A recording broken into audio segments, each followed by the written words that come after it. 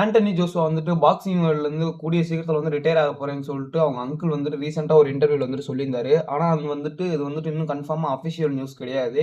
அவரை பற்றி சொல்லணும்னா அவர் 36 வயசு ஆகக்கூடிய ஒரு பிரிட்டிஷ் பாக்ஸரு. அவர் ஹெவி வெயிட் அப்புறம் வந்துட்டு சூப்பர் ஹெவி வெயிட் ஃபைட் பண்ணக்கூடிய ஒரு பாக்ஸரு. அவர் வந்துட்டு நிறைய மேட்சஸ் வின் பண்ணியிருக்காரு இது வரைக்கும். கிட்டத்தட்ட டோட்டலாக ஒரு 32 மேட்சஸ் வந்துட்டு நடந்திருக்கு. அதோட அவர் ஃபைட் பண்ண எல்லா மேட்சஸ்ல வந்துட்டு ஒரு 28 மேட்சஸ் வந்துட்டு வின் பண்ணியிருக்காரு. ஒரு 4 மேட்சஸ் வந்துட்டு லாஸ் பண்ணியிருக்காரு. அதில் வந்துட்டு 25 மேட்சஸ் வந்துட்டு நாக் அவுட்லேயே வின் பண்ணியிருக்காரு. ரீசெண்டாக லாஸ்ட்டாக நடந்த ஒரு ஃபைட்டில் மட்டும் அவர் வந்துட்டு நாக் அவுட் ஆகி தோத்துருக்காரு. அதுக்கப்புறம் வந்துட்டு மோஸ்ட் ரீசெண்டாக வந்துட்டு லாஸ்ட் இயர் டிசம்பர் அந்த கிறிஸ்மஸ் ஹாலிடேஸ் டயத்தில் வந்துட்டு லோகன் பால் ஜேக் பால் பிரதர்ஸ் கூட வந்துட்டு ஃபைட் பண்ணியிருப்பாரு. அதில் வந்துட்டு காசு காண்டியான ஸ்கிரிப்டாக ப்ளே பண்ணாமல் அவர் வந்துட்டு இன்டர்வியூலேயே சொல்லியிருப்பாரு, இந்த மாதிரி வந்துட்டு நான் வந்துட்டு ப்ரொஃபஷனல் பாக்ஸரு, எனக்கு வந்து லைசன்ஸ் இருக்குது, லீகலாக வந்துட்டு என்னால் கில் பண்ண முடியும், ஸோ வந்துட்டு எனக்கு சான்ஸ் கிடைச்சா நான் அடிச்சு கண்டிப்பான முறையில் கில் பண்ணிடுவேன் அப்படின்னு சொல்லியிருந்தாரு. அதுக்கேற்ற மாதிரி வந்துட்டு மேட்ச் வந்துட்டு ரொம்ப இன்ட்ரெஸ்டிங்காக போச்சு.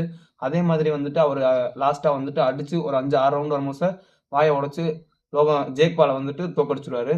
அதுக்கப்புறம் வந்துட்டு ரீசெண்டாக வந்துட்டு மேட்ச் முடிச்சுட்டு வெக்கேஷன் காண்டி நைஜீரியா வந்துட்டு ஃபேமிலி ட்ரிப் போயிருக்காரு ஃப்ரெண்ட்ஸோட.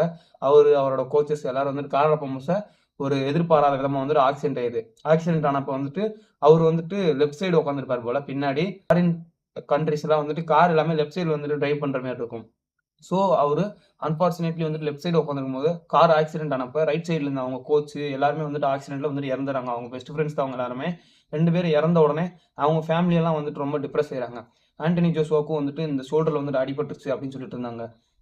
அதனால வந்துட்டு அவங்க ஃபேமிலியாக எல்லாரும் சேர்ந்து எடுத்த முடிவு என்னன்னா, ஆண்டனி ஜோஷுவா வந்துட்டு கூடிய சீக்கிரம் வந்து பாக்ஸிங் வேர்ல்ட்லேருந்து ரிட்டையர் ஆக போகிறான் அப்படின்னு சொல்லிட்டு முடிவு எடுத்துட்டாங்களாம். அதுக்கு ஆண்டனி ஜோஷுவாவோட அங்கிள் வந்துட்டு அடேடா ஜோஷுவா வந்துட்டு ரீசெண்டாக வந்துட்டு ஒரு இன்டர்வியூவில் சொல்லியிருக்காரு, இதுமாரி ஆண்டனி ஜோஷுவா வந்துட்டு கூடிய சீக்கிரத்தில் பாக்ஸிங் வேர்ல்ட்லேருந்து ரிட்டையர் ஆயிடுவார்னு சொல்லிட்டு. இதெல்லாம் வந்துட்டு பாக்ஸிங் வேர்ல்டில் வந்துட்டு ஃபேன்ஸாக இருக்கிற நிறைய பேருக்கு வந்துட்டு ரொம்ப வந்து கஷ்டத்தை கொடுக்கும். ஏன்னா இவர் வந்துட்டு ஒரு நல்ல என்டர்டெய்னர், சூப்பரான பாக்ஸர், வந்துட்டு நல்லா ஃபைட் பண்ணுவார். நம்மளுக்கே வந்துட்டு மோஸ்ட் ரீசெண்டாக ஜேக் பால் மூலியமா அவங்க ஃபைட் மூலியமா தான் தெரியும் இவரெல்லாம் யாருன்னு சொல்லிட்டு. மற்றபடி வந்துட்டு மேக்ஸிமம் அவ்வளோக்கா வந்துட்டு யாருக்கு தெரிய வாய்ப்பு இல்லை. ஸோ வந்துட்டு ஆண்டனி ஜோஷுவா வந்துட்டு ஒரு நல்ல ஃபைட்டரு, நல்ல என்டர்டெய்னரு. இவங்கள மாதிரி ஃபேமஸான பாக்ஸர்ஸ்லாம் வந்துட்டு வேகமாகவே ஃபாஸ்ட்டாக வந்து ரிட்டையர் ஆகிறதுனால வந்துட்டு இன்னொரு டிஸ்அட்வான்டேஜ்னா பாக்ஸிங்கில் வந்துட்டு அதிகமான ஃபேமஸான பாக்ஸிங் மேட்சஸ் வந்து நடக்காது. அதனால வந்துட்டு வியூவர்ஷிப் வந்துட்டு கம்மியாக ஆரம்பிச்சிடும். இப்படி ஒரு ஸ்போர்ட்ஸ் வந்துட்டு இருக்கிறது வந்துட்டு இருக்கிறதே தெரியாமல் போக ஆரம்பிச்சிடும் மேக்ஸிமம்.